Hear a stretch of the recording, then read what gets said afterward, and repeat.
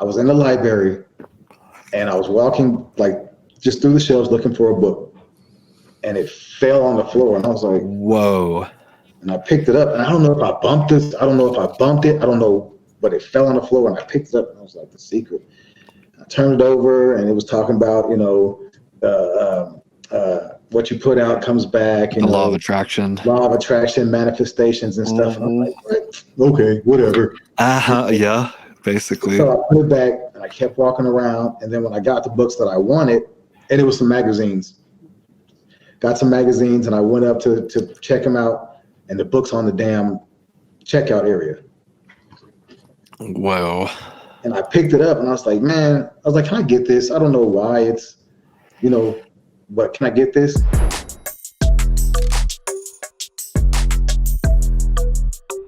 Welcome, everyone, to another episode of the Robert Patton Global Podcast. I'm here with Keith Cassell.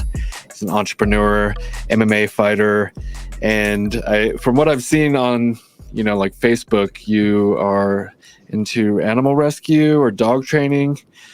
Yeah, so we have a dog training business, and then we have a nonprofit service dog organization.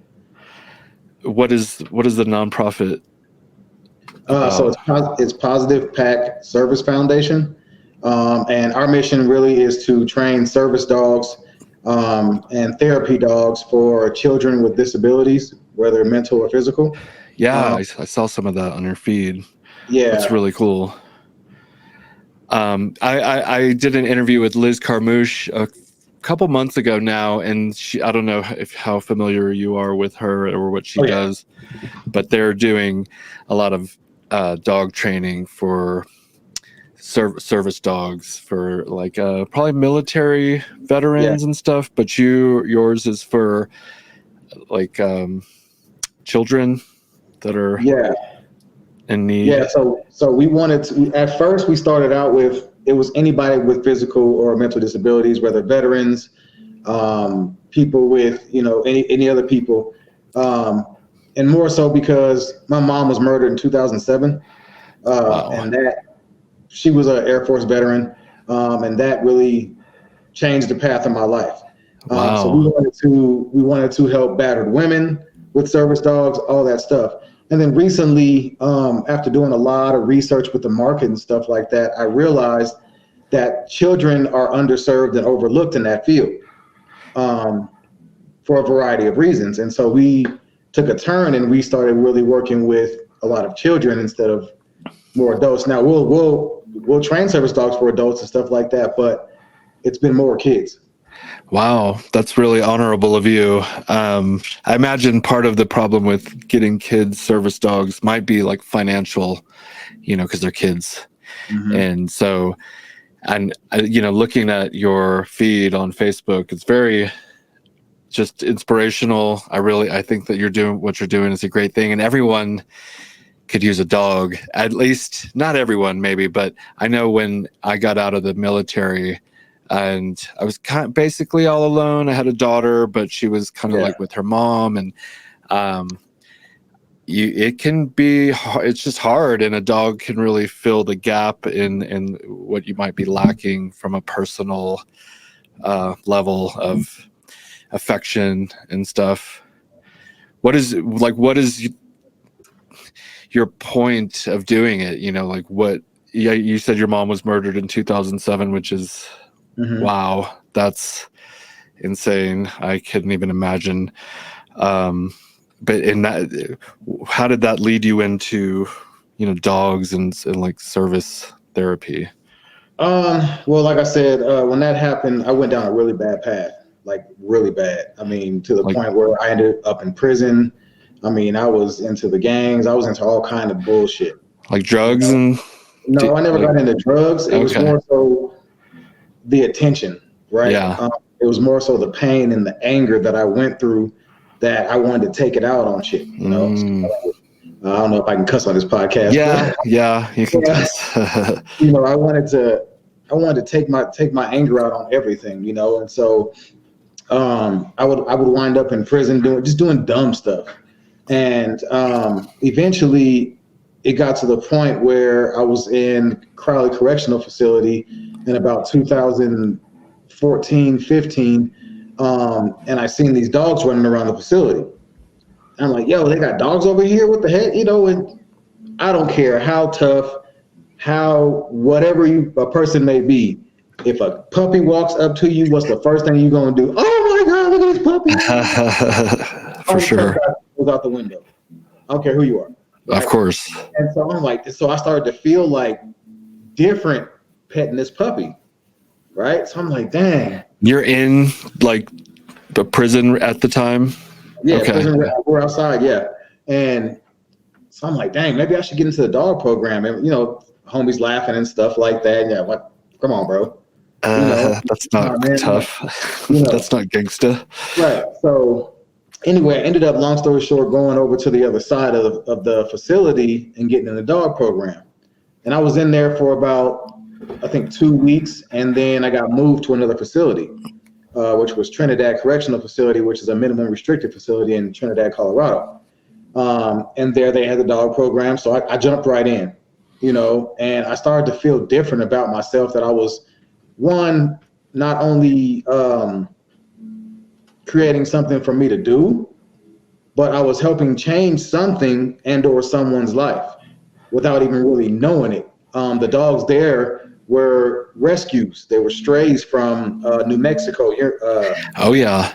Valencia, probably, I'm assuming, because I've actually been, my wife and I have rescued dogs for the past, since I've been with her, essentially, hundreds of dogs, and they all came from Valencia. We were working with this lady here in Colorado Springs, Joanne something, and Roof. Her name is Joanne Roof, and she ran New Hope Animal Rescue. Yeah. She's actually under like investigation. There's all these charges for not like caring for the animals up to the standard of I think the Humane Society or something. So she got some complaints about her and criminal charges, but you know, she was trying to help the animals, which I'm on like her side. She maybe took on a little bit more than she could handle. I'm not sure, but I know she was saving dogs' life from this New Mexico facility. She would drive down there and pick them up and bring them back up and adopt them out, and hundreds, maybe thousands of dogs, you know, and I don't think I've seen her. She's not rich. She wasn't like profiting off of it. She was, I think, just trying to do something that she found a passion for, which sometimes they say no good deed goes unpunished. I don't know if that's true, but that's, you know, the saying. And she is kind of, so she had to shut everything down.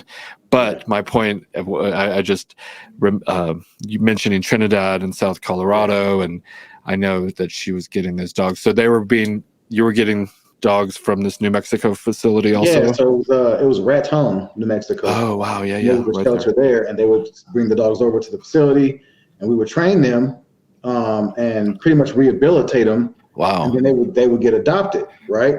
So now you have this sense of purpose. Yeah. You know? And I felt like, okay, now I got something I'm good at, you know? And then they changed the program completely and brought in Freedom Service Dogs, right? Freedom Service Dogs of America. It's a organization down here by me in Centennial. And they train a lot of veteran dogs and stuff like that. Right. So they brought those dogs in there. And so now the program's changed, and it's all positive reinforcement. Now you're developing service puppies. And then once they get their basic foundation development, they get sent back to Freedom and stuff like that. So I got really good at this, you know, and I'm like, dang, I'm doing something that, again, is going to help somebody else. How long were you in? I was altogether about 20 years altogether. Holy shit. Okay. That is okay. Okay. Cause I did like a few months and I was in and out. I went to the halfway house and all type of stuff, but it just didn't work out. But they ended up letting me see the parole board in 2018. They literally, sentence was all jacked up. They fixed my time, and they were like, hey, you're going to see the parole board. And I'm like, what? You know? So now it's like, okay. And they're like, and my case manager's like, you're probably going to get out. Nice. So you better figure it out now. And I had put it in my head that after I've been doing, these dogs and stuff, that I didn't want to be that person no more. Of course. I wanted to be someone who was going to shock the world, do things different. Beautiful. And so I called my girlfriend, who's my wife at the time, who's my wife now. And I was like, hey, I got a chance to come home. Can I please come live with you on parole? This is my plan, and she's like, yeah. So now I got a chance. Right. Yeah. So I made sure I finished up my school. I finished up the dog training stuff, and I made my business plan. And when I got out, I literally created my business, and it was all word of mouth at first. It's just house to house. People, Hustling. hey, can I train your dog? Can I train your dog? Nice. And we built Positive Pack Creations, which is the dog training side, the business obedience side. And then while doing that, I'm playing semi-pro football. And then I ended up getting back into mixed martial arts. Because I wanted to compete as myself, like still have a team, but do things by myself, if that makes sense. Because you're the only one in that cage. Yeah, but you have a team training you Yeah. So I took that route, and I started to really think about what I was doing and why, because I feel like everyone has a purpose. Everyone has a path. You meet certain people at a certain time. You do certain things at a certain time, right? Yeah, the stars align. Formulate that, like, okay, if you use what you're good at to get your mission out, now more people will listen. Yes. Right?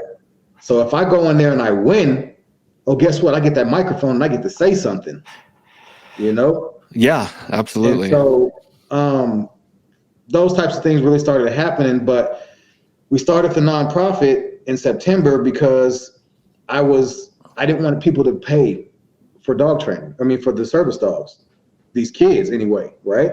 Yeah. And it's a catch-22, right? Because you have to make money in this life in order to get along. Yeah.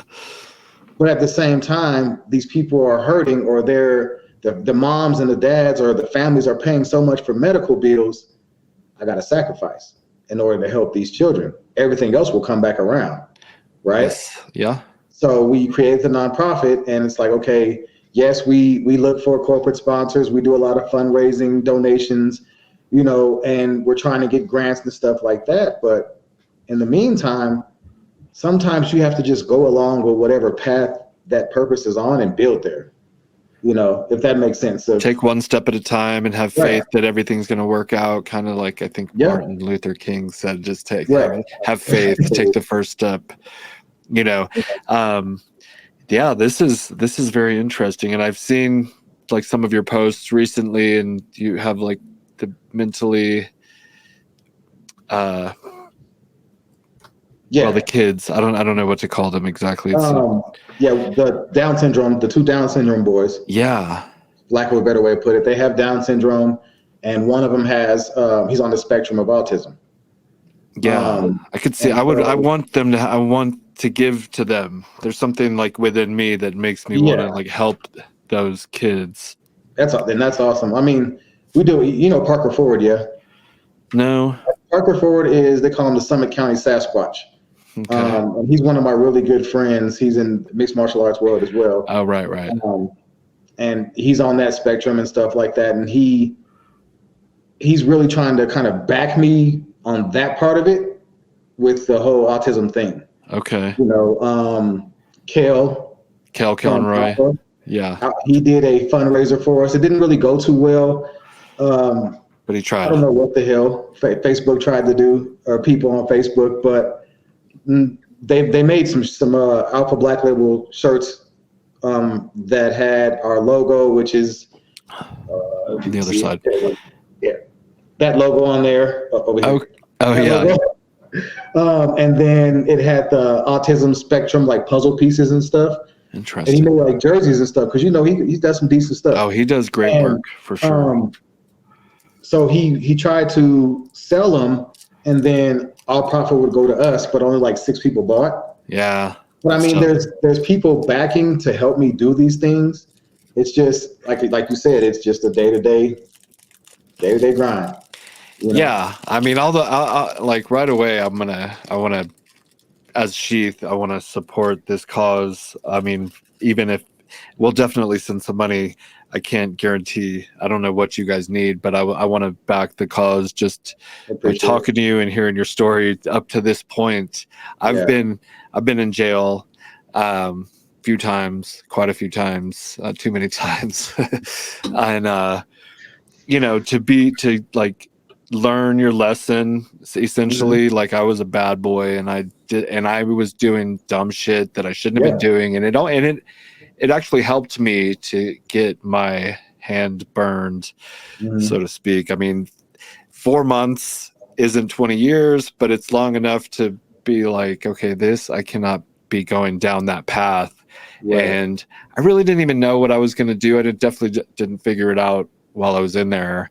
I turned 21. It was like, 20 years ago. And while I was in there, and just kind of started over when I got away from the people I was hanging out with. Love them. But I just got a message on Messenger from one of the guys I was hanging out with 20 years ago. And he's like, I'm back in prison. And I'm just like, fuck, dude. He couldn't get out of that system, the cycle. And I mean, I guess, when you're on probation or parole and you get caught back smoking weed or something. And I don't know. He didn't tell me what he did. It's funny though, because he messaged me on Facebook, and I guess things have changed.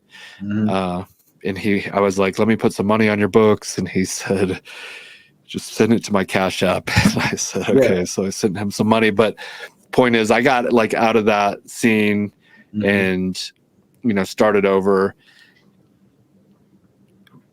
And to see you doing that, is inspirational again. And you got into so you've been out for a few years. How long? 3? About 4, almost 4.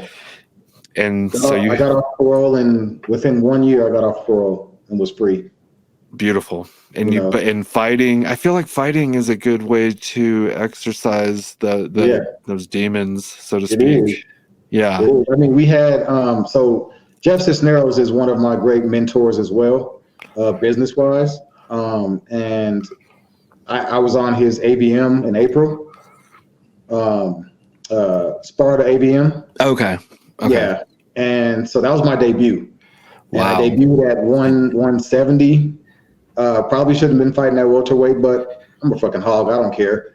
And I lost by decision. But to me, it was the look where you were 3 years ago. Yeah. Right. And then after losing that, it burned at me because I know I'm good. So then I take the next level and start to really push myself, to get, and then I go out and submit a dude in a minute and 25 seconds at Colorado Combat. Oh, I love Triple C, Colorado Combat Club. Yeah. Yeah. Eric's my dude, man. I love him too. Yeah. But I mean, right now I'm working with Jason the Dragon Lee. Yeah, I saw a post. You said he was. So he's become my primary trainer, and I'm really excited about that because I know he can take me places. Did you hear about James Krause? This is kind of like breaking news. It came out today. And I've actually had him on the podcast. I'm not sure if you know who he is. I know who he is, but I didn't know what happened. UFC fighter, and he's been coaching like everyone that's winning in the UFC for the past couple of years. Every time, there's a fight, it feels like you hear his name.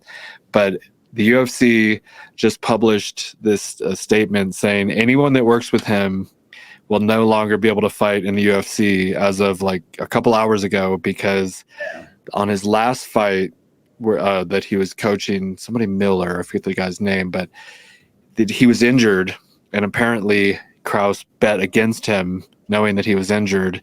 And then they're starting to see these patterns of where he had been betting on people. And so it reminded me of like Pete Rose, where he was betting against the Reds or something. I know we're slightly off topic, but it was pretty interesting because that just happened like a couple hours ago. Kel actually messaged me. I'm sitting there on Instagram scrolling, I see it, and then as I'm reading it, Kel messaged me, and this other fighter, that David Acosta, he messaged me, and I'm just like, whoa. And because I had Kraus on here, I was talking to him, and he's fucking cool and shit. I love that guy.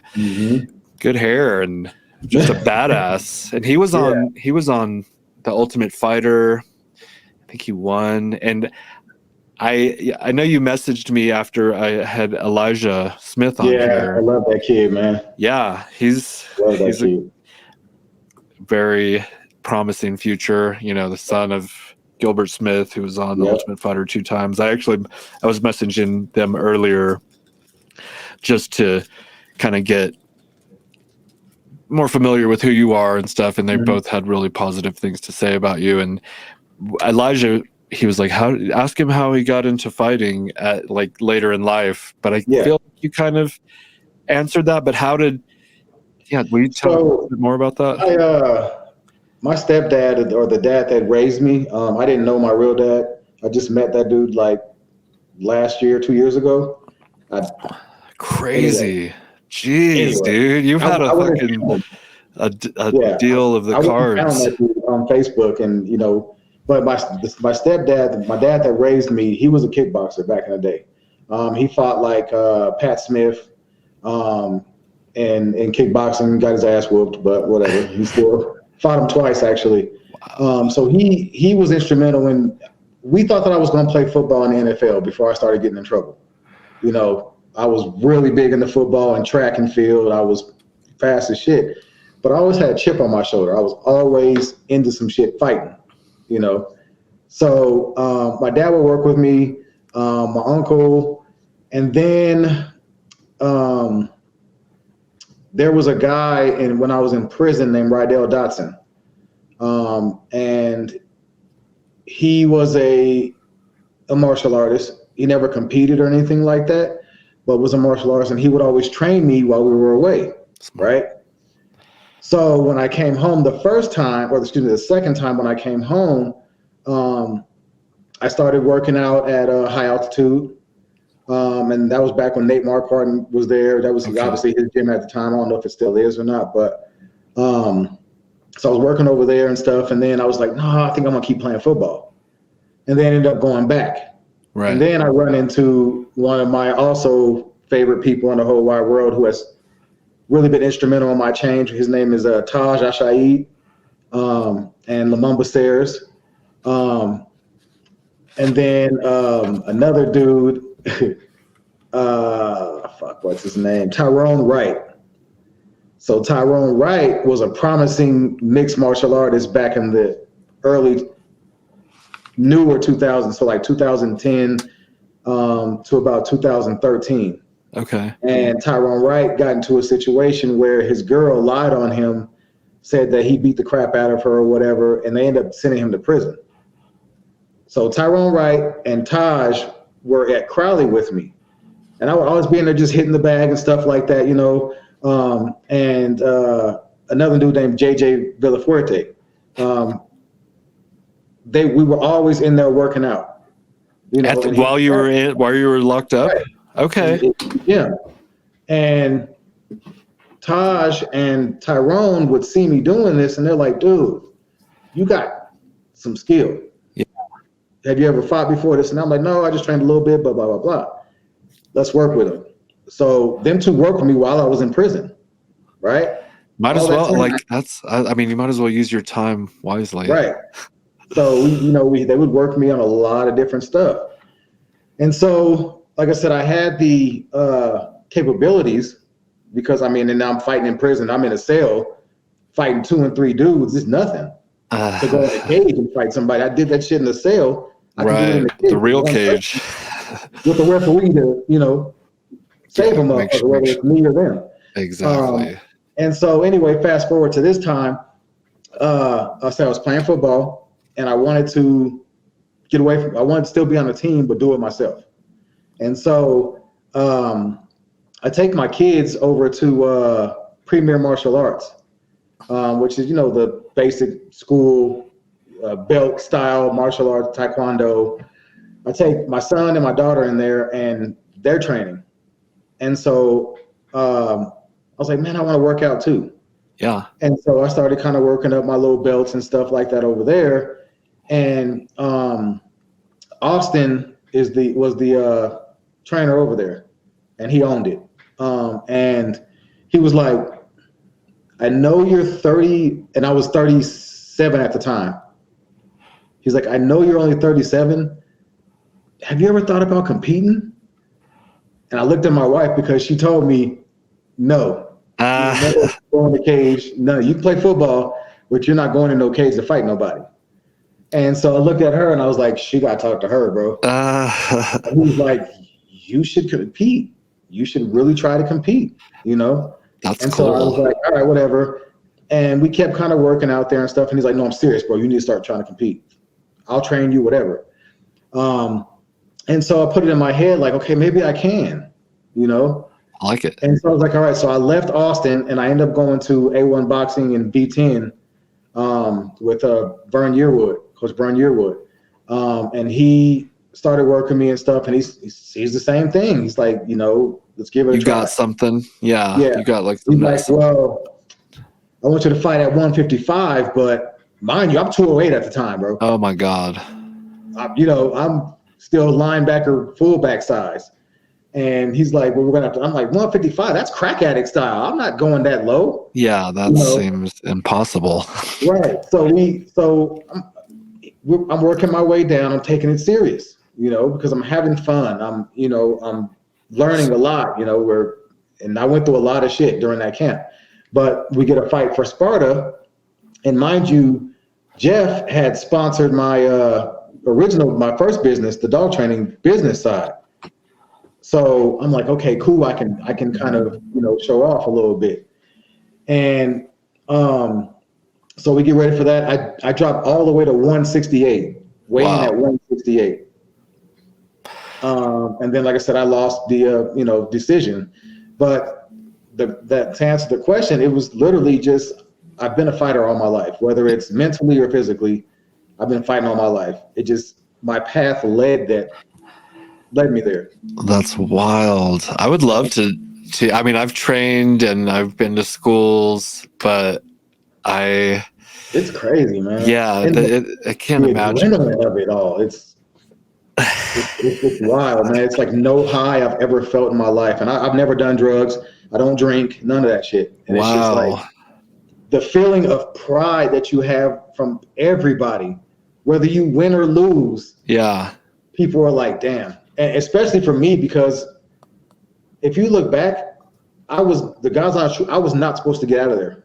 Yeah. I was supposed to be in prison at least until 2025. Oh, wow. And then a miracle happened to where, like I said, they fixed my time and I ended up seeing them. Yeah. You know, the people. And that's another story, but there's a lot to me. And one thing I really care about is mental health. So not only for the children, but also for us as men who refuse, because we're so macho at times, we don't want to show our emotions. You know? Yeah, it's tough because you get penalized by society somehow by showing weakness, and it's tough it's tough for everyone. These days, there's so much pressure and stress, I feel like, to succeed. On every level of life, you have to, it's a lot of pressure. And a lot of people are taking themselves out. I know, it's wild. It's crazy.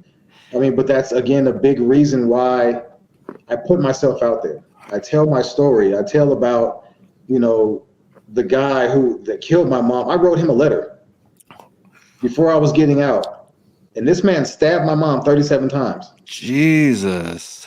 I wrote him a letter, and this is essential to my story in my life that really pushed me. Yeah, I don't want to pry, but please. Yeah, continue. So he stabbed my mom 37 times, right? So when they told me that I was going to see parole, there was still something eating at me that I felt I needed to face before I got out of there. Yeah. Otherwise, I would have got out and fucked up. And went and found him, and because I'm still angry. Well, no, he's in prison. Oh my He's been in prison since 2010. Okay, for That's that. no, excuse me, 2007, because he killed my mom in 2007. Oh my God. But I wrote the letter. I told my case manager, I was like, hey, there's something I have to do. And he's like, what? I need to write this man a letter. Whether I just write it and give it to you and it just, Right, it doesn't actually get to him. Yeah, we can send it to him. Yeah. Right? And so he's like, hold on, let me call Victims Advocate because this might be good for you. And he knew my anger issues. Like, literally, I would snap on everything just because I was angry. I was hurt. I bet. Yeah. So he calls Victims Advocate. Victims Advocate calls his case manager in Lyman Correctional Facility. Hey, Mr. Cassell wants to write you a letter. Wow. And dude's like, oh, okay, whatever. Oh, shit. And because, I mean, I've been sending people at him in the other prisons. Trying to do a hit on him or some shit? I'm writing homies and fucking, hey, fuck this motherfucker up. Wherever he goes, you beat his ass. Yeah. And yeah. The story was on the news. So everybody knows me. Everybody knows what happened. It was on the news. So people were whooping his ass. So of course he's going to be like, oh, whatever. So anyway, the case manager tells my case manager, yeah, go ahead and write the letter. I'm not sure if he'll read it, but my case manager tells him, it's not about that. It's about my client releasing whatever he has going on. For sure. Or not, whatever. Yes.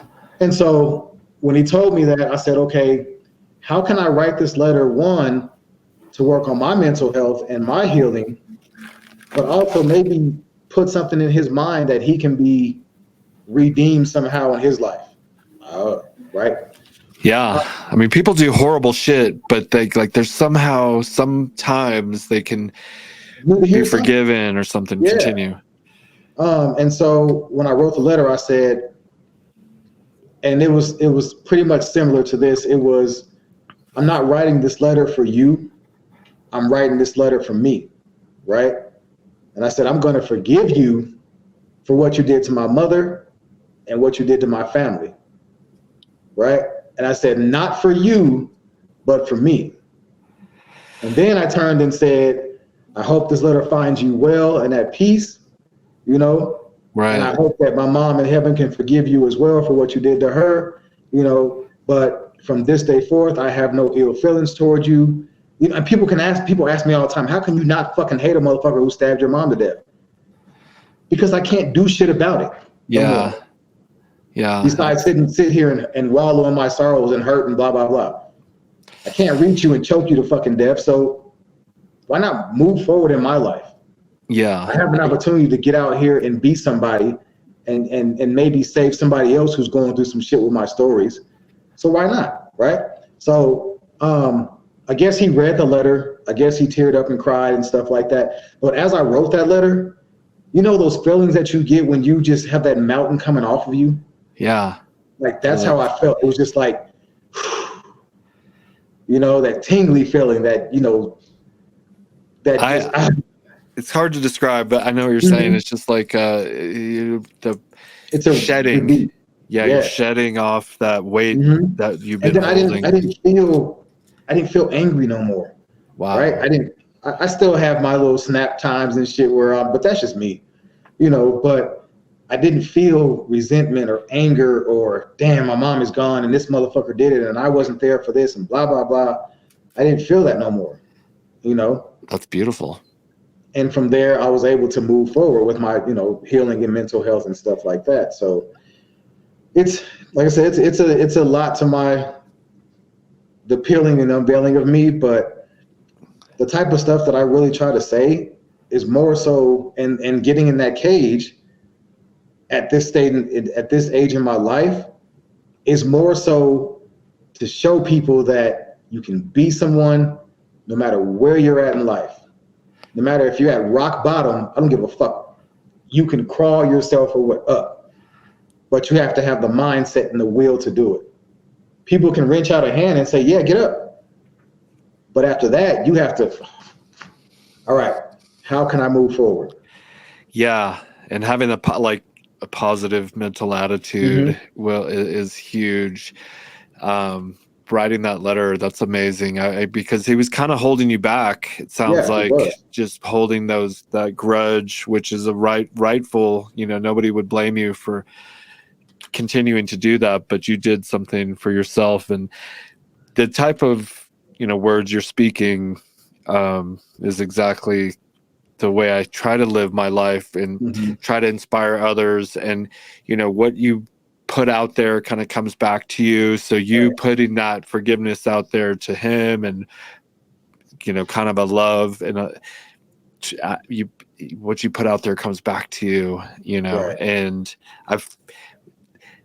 the way this world is so crazy that we even exist, and then you hear these, I watch, YouTube documentaries and read books, like we're all vibrations and everything is a vibration. And so if you're emitting this negative vibration, then that's what's going to come back to you. And if you put out a positive vibe, that's what comes back to you. So you want to do your best to stay in that positive vibration. Do you read the Rhonda Byrne series? Oh yeah. Oh, The Secret.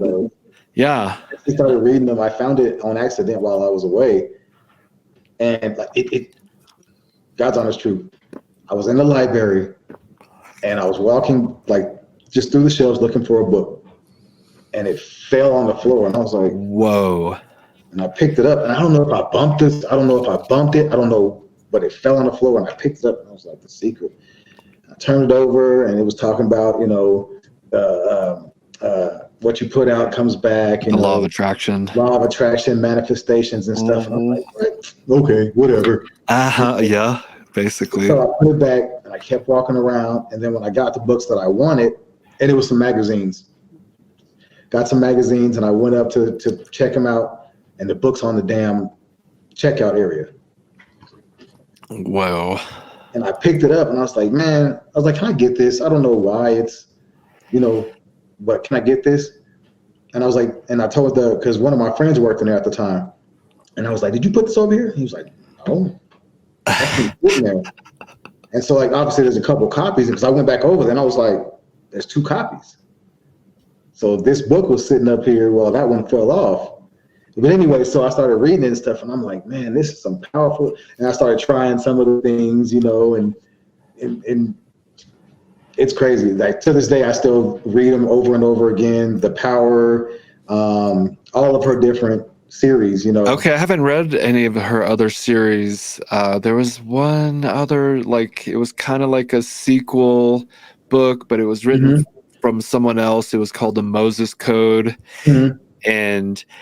But it's just reiterating, the law of attraction and the vibration. I saw what the bleep do we know, which was another kind of similar idea of we're all like vibrations. And I mean, I make vision boards. It was around the time when I read that book, or actually I didn't read the book. I saw the movie, and I went on my second tour to Iraq, and I was just playing. I was like, all right, let's play with this. Let's see what happens. And I'm making vision boards.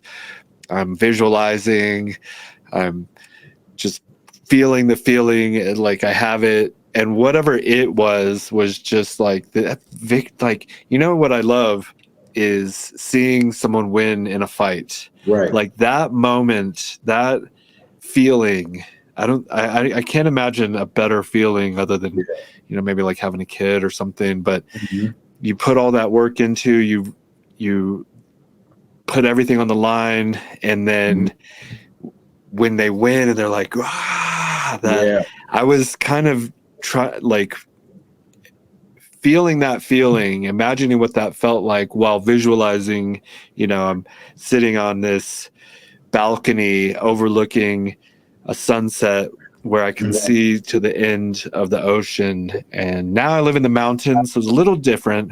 Yeah. But I sit on my balcony and I look off and I'll see the sunset and like Pikes Peak, but I can see maybe like an ocean of pine trees. And it didn't quite manifest exactly how I planned it, but I also was given this opportunity I had the idea for Sheath while I was in Iraq. It was on that second tour. It was right around the time I started practicing these principles. And the more I followed that path, the more kind of doors were opening, and it was like, okay, this seems to be working. I'm going to keep following it. And, law of attraction, here, this is interesting. I love talking to people who also have seen that and witnessed it. Have you seen the negative side of it though? Tell me. So here's the thing. My stupid ass, I like to try shit, right? So you know how she talks about you shouldn't be saying things like we can't afford, or I don't have, or there's not enough, right? Yes. So my stupid ass likes to see if this shit actually works. So I found some of her other parts of the of that series or whatnot, and I was reading it and shit, and I'm like, I want to see if some actually and so my wife Jen comes up and she's like, and this was around Christmas time last year, and she's like, oh, we got to get this, and this, and I'm like, we can't afford it. Oh shit! Right, just to see. Yeah. And literally, weird stuff started happening along that path. Yeah. We started losing clientele. We went through a path where we only had 2 and 3 dogs, and we're only making like maybe $1,000 a month. And I got to about February or something like that of this year, and I was like, I know what the heck happened, And I'm sitting there thinking about it. And then I told Jen, I was like, I started saying that we can't do this, we can't blah, blah, blah, this and that. And then this bad stuff started happening. So then I refocused my mind and started thinking about, and manifesting, and okay, this is where we have this, we have this.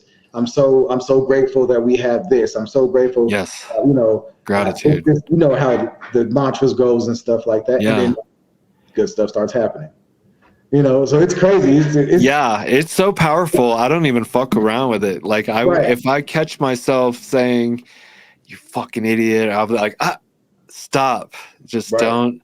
And I'm glad we're having this conversation, because I feel like I'm not being negative, but I'm also not really doing the positive affirmations like I had been. I meditate a lot, like every day, and I'm doing transcendental meditation first thing in the morning, and that's kind of just like silencing the mind, and that's fine, that's cool. But I used to only visualize like the positive, and so it's like, it's not negative, but it's not positive. It's just like it right in the middle, and I'm not sure, like I'm not seeing a lot like progress, and so I want to re-engage in that practice, and maybe I need to rewatch.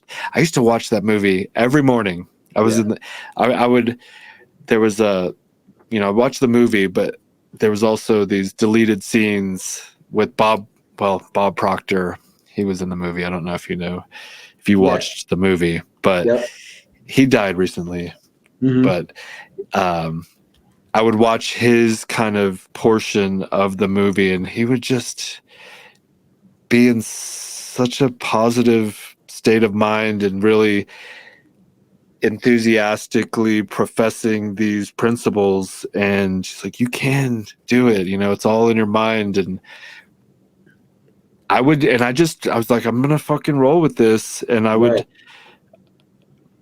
used to do it, and I either it's a coincidence and I was going to be successful, as successful as I am anyways, or it worked, or some kind of combination of the two. Because I think even if, people call it, like, let's just say bullshit, but if you visualize and you focus on the thing that you want, whether there's magic or not, just focusing on that thing, you're going to have ideas that are going to get you closer to that vision. And then if you act on those ideas, people have ideas every day, all day, every day. I have a lot of people Mhm. that like to tell me their ideas because we're relatively successful. Sheath is a pretty successful company, and people see what's happening and they're like, let me tell you what I'm doing or what I'm thinking. But it's like idea after idea after idea. But if you're not acting on those ideas, then you're just having ideas. You got to take action. Hamster on the wheel. Yeah, well, yeah, and you don't want to be in the same place, Same spot. So you need to take the steps that you might say God is giving you these ideas, but you have to take the action. And the universe likes speed. When you have the inspiration, you act. And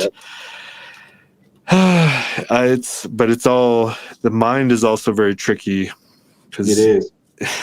So I don't know. Sometimes if it's like, you're trying to be positive, and then there's these little things that just creep in the middle of your positivity, and you're like, get. Yeah. And I've actually gotten infested to an extent with like negative thinking lately. It's hard to maintain a positive outlook. It's and you might have some negative people in your life, or somebody that might say, you need to be realistic. I don't want to be realistic.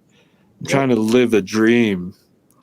And that's when you kind of reposition yourself, and take time for self.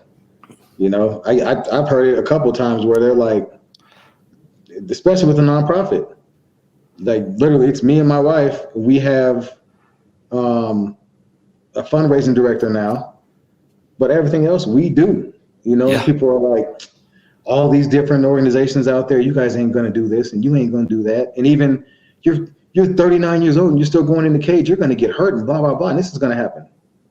But I sit there and I tell people, like, you don't know what I've been through. Yeah. So sometimes you gotta reposition yourself. Yeah. I don't like hearing people trying to tell me what they think my life is going to amount to, or if I don't want to hear your negative, opinion. I like to surround myself with other people who have this type of mentality, and maybe we are living in a fantasy land, but a lot of the people that I associate with they're pretty successful also, and they do this shit. And it's funny how many people that are successful, they're not negative. They're like playing this game. They're manifesting, and we talk about all these types of whatever principles that we practice and sometimes it is just a mantra. Like me and my friend, he owns a kava bar here in town. I don't hang out with him enough anymore, but we would go on hikes, and he would have this card, and he's like, I'm a money manifester. Like I'm a lot of positive reinforcing statements about reality, and everything I touch turns to gold, but not so simplified like that, but kind of in that direction. And I swear we would go, we're in Colorado, so you have all these 14ers. I haven't done it in quite a few years, but we would go do these 14ers, and we have our company, and sales, you watch the sales because you're at home and you're watching the sales all day, and they're okay. But the days where we would go out and do this shit, and our phones would be like no cellular service, we'd come back and then the sales would be up. It'd be we would have some of our best days of sales on days where we went and just played with this magic. So I believe in it. It sounds like you have been working at it for a few years now, and it's kind of materializing, and I know it takes it took me like 10 years to kind of get to where I am, where I'm paying myself. It didn't take quite that long, but it took a while, actually, 5-6 years of believing, and there's so many documentaries, but you got to also, like, you got to do the thing, and then you got to kind of just let the momentum of that thing that you're building happen, because it's going to take a little while, so you kind of also have to have this patience to let it build, and you can't force it. You can't be like, well, I need it done like tomorrow. Well, that's a tree takes, time to grow from the seed. Plant the seed and let the tree grow. Of course, it still needs like tending and stuff metaphorically, but this is very cool. I'm very happy that we have been able to talk. Can you tell me more about where it's positive? What is it called? So it's Positive, PAWSITIVE. Yeah. PAC is spelled PAC, Service Foundation. So, and we have a website, which is literally that plus.org. So positiveservicefoundation.org. You've already seen the Facebook. We're trying to build the Instagram. But I mean, that's, like I said, that's what I've always wanted. Well, and where is it at now? And kind of like, what's your vision for the next, year or two or whatever? So I think we're climbing, for lack of a better way to put it. At first, we were a little stagnant on this side of it. And more so because trying to understand how nonprofit charities work, I had to really shift my brain from business to this side of it, and understand that, okay, we have to rely on fundraising, donations, corporate sponsors and partnerships and all that stuff. So it's climbing. Once we had that first one, Pumpkin, which is the yellow lab, the white yellow lab you see a lot of on there. And her match is a child named Titus. Titus has a rare brain disease. So his left side didn't form. So he lost the whole left side. You can't see well, all that stuff, right? So once we got him and his parent involved and then matched him with Pumpkin, things started to people started to really see that we were serious, right? So then she started helping with fundraising and stuff. And then now we have these other two boys, right? So, and then I've been on the radios kind of, speaking about this, talking with you. I have a chance to go on Channel 7, Mile High Living. Have you heard of that? No, but we have, I think we have like a version of that here in the Springs, Colorado Springs. It's like local news. Yeah, with Ryan Frazier, I think. No, but it's been a while since I went on there, but they let like local community people come on and talk about what they're doing. We got a chance to do that. So right now it's building. Where I think that we will be in a couple years, I would say bigger than we are now. Yeah. That's for a lack of a way to put it. I think with the momentum that I'm putting in, and now, so Tito's handmade vodka for dog people. They have sponsored us for our silent auction that we're having December 11th. So they gave us like a bunch of promotional stuff. Bunch of vodka or what? Yeah. And like golf stuff, like all kind of stuff with their stuff on it. Right. Nice. And then a couple of other corporates, they're all kind of watching us. And one, because they love my story. Yeah. Two, because everyone loves what I'm doing for the children. Totally.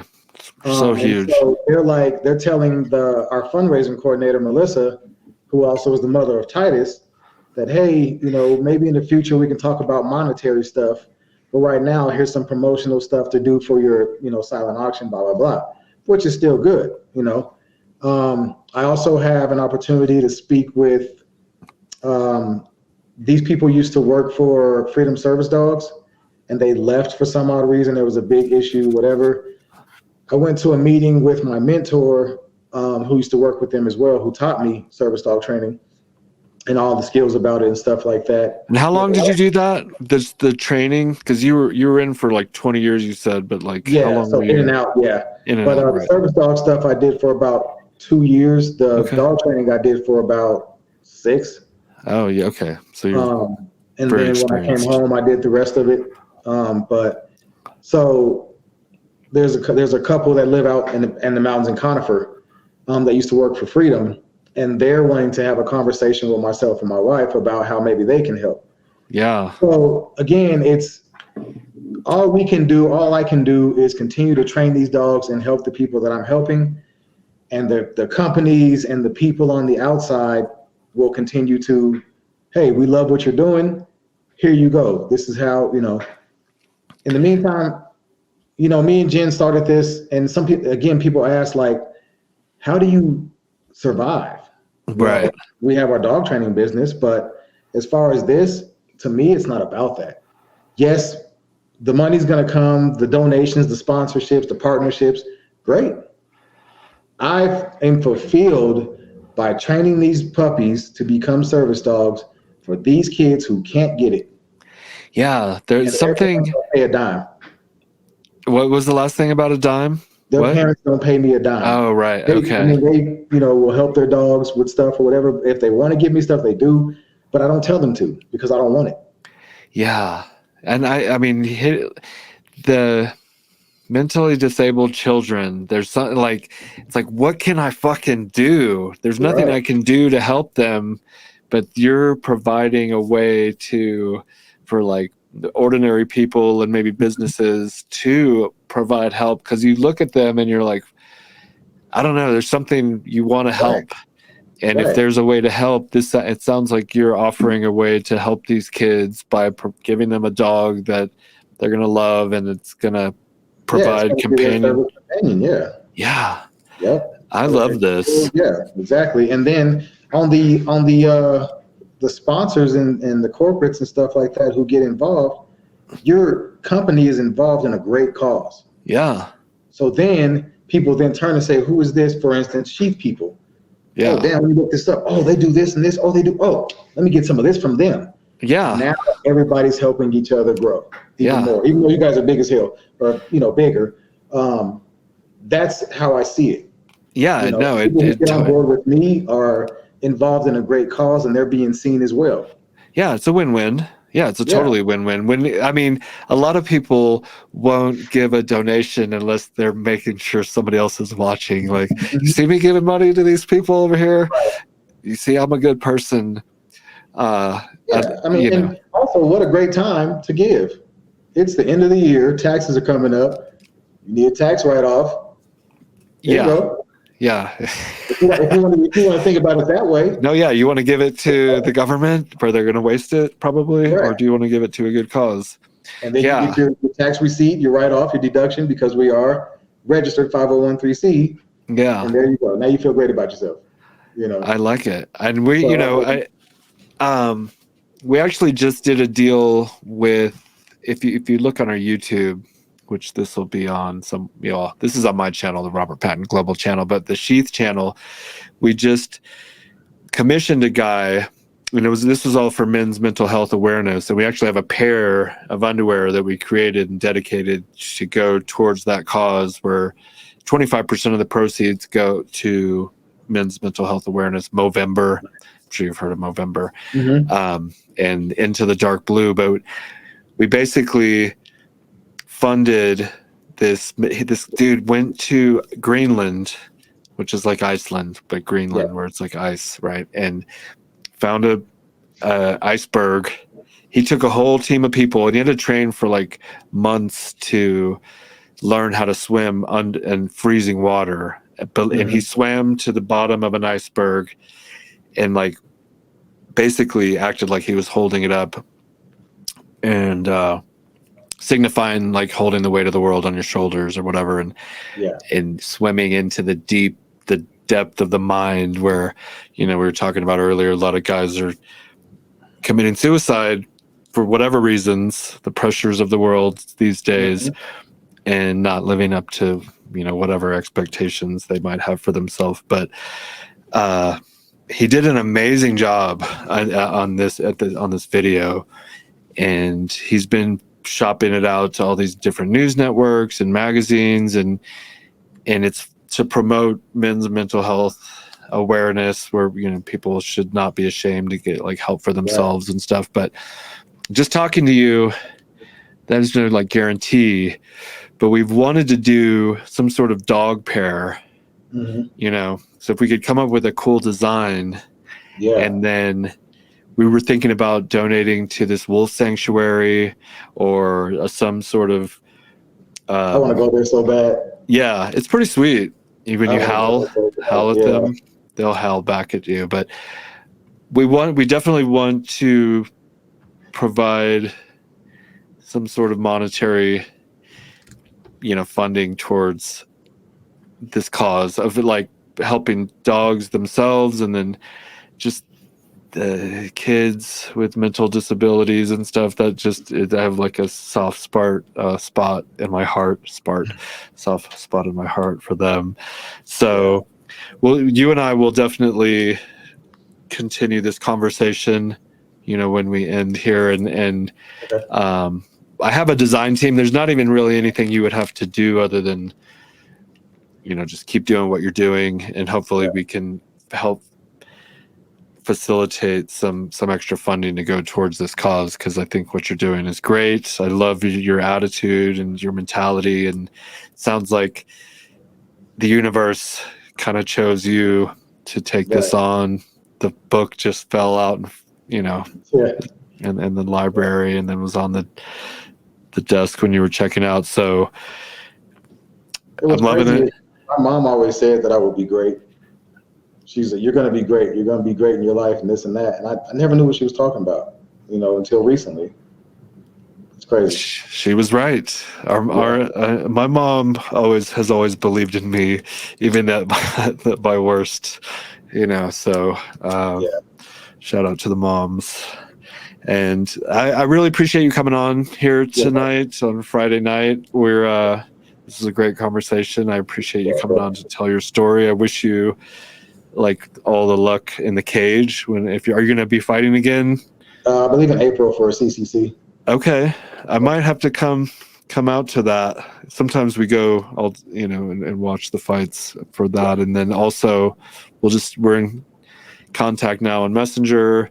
Yeah, I'm not joking about the doing a pair where the proceeds could, portion of the proceeds can go to your cause. We've definitely been talking about it for a while. So having this conversation will probably, I'll bring it up with my team, and a cool dog pair. We got to come up with a cool pair where people will want to buy the pair, but also knowing that a portion of the proceeds will go to this cause. I think that will help also. And then it's funny because our existing customers, which we have, 100,000 plus SHEATH customers, they just buy it anyways because they'll be like, "Ooh, cute dog," and then portion of the proceeds still go. So they'll, regardless, we always sell every pair that we make. We're very fortunate in that way. So I think this, is a great encounter. It's good. It's like the law of attraction drew us together. Yeah. So let's make something happen positive out of it then. Oh yeah, definitely. All right. Well, I will continue. We'll continue this conversation after we stop recording, but thank you so much for coming on. Positive PAC Service Foundation is where people can find you, maybe donate or help in any way they can. And we will also be doing the same thing. Keith Cassell, thank you for coming on.